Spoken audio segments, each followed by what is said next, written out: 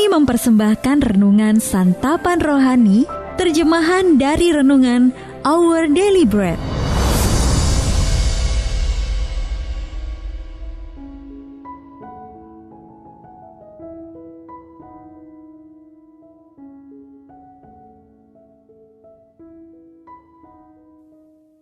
Sahabat ODB, pembacaan Alkitab hari ini terambil dari 2 Tawarik pasal yang ke-33, ayat yang ke-10 sampai dengan ayat yang ke-16.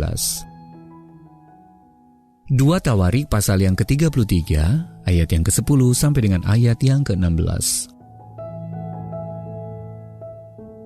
Kemudian berfirmanlah Tuhan kepada Manasye dan rakyatnya, tetapi mereka tidak menghiraukannya. Oleh sebab itu Tuhan mendatangkan kepada mereka panglima-panglima tentara Raja Asyur yang menangkap Manasye dengan kaitan membelenggunya dengan rantai tembaga dan membawanya ke Babel. Dalam keadaan yang terdesak ini, ia berusaha melunakkan hati Tuhan Allahnya. Ia sangat merendahkan diri di hadapan Allah nenek moyangnya dan berdoa kepadanya.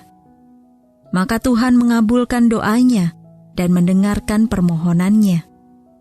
Ia membawanya kembali ke Yerusalem dan memulihkan kedudukannya sebagai raja. Dan Manasye mengakui bahwa Tuhan itu Allah.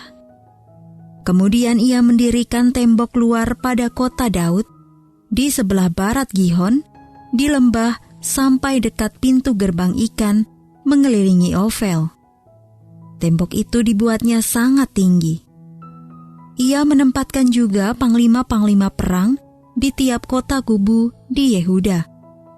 Ia menjauhkan allah-allah asing dan berhala dari rumah Tuhan, juga segala mezbah yang didirikannya di atas gunung rumah Tuhan dan di Yerusalem, dan membuangnya keluar kota. Ia menegakkan kembali mezbah Tuhan, mempersembahkan korban keselamatan dan korban syukur di atasnya.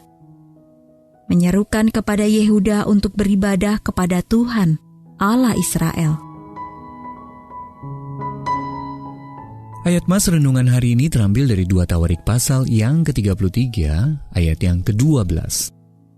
Dalam penderitanya itu, ia merendahkan diri terhadap Tuhan Allahnya dan berdoa mohon pertolongannya. Renungan hari ini berjudul Melakukan yang Benar, ditulis oleh Tim Gustafson. Sahabat ODB, saya dan istri terkejut menerima sepucuk surat dari Jason, seorang narapidana. Kami telah mengasuh anak-anak anjing hingga menjadi anjing terlatih untuk membantu para penyandang disabilitas. Anak anjing yang berhasil lolos akan mengikuti pelatihan yang dilakukan oleh para narapidana. Ia telah diajari untuk melatih anjing.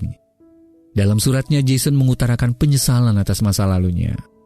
Tetapi ia berkata, Snickers adalah anjing ke-17 yang pernah saya latih, dan juga yang terbaik.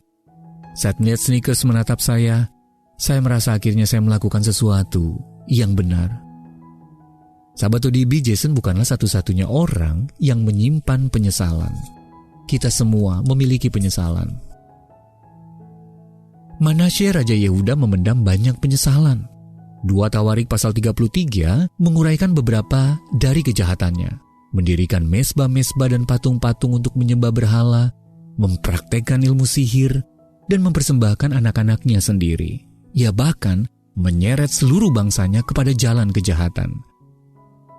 Tuhan menegur Manasye dan rakyatnya, tetapi mereka tidak mau mendengar. Namun, akhirnya Manasye tidak bisa lagi mengabaikan Allah. Bangsa Asyur menyerang.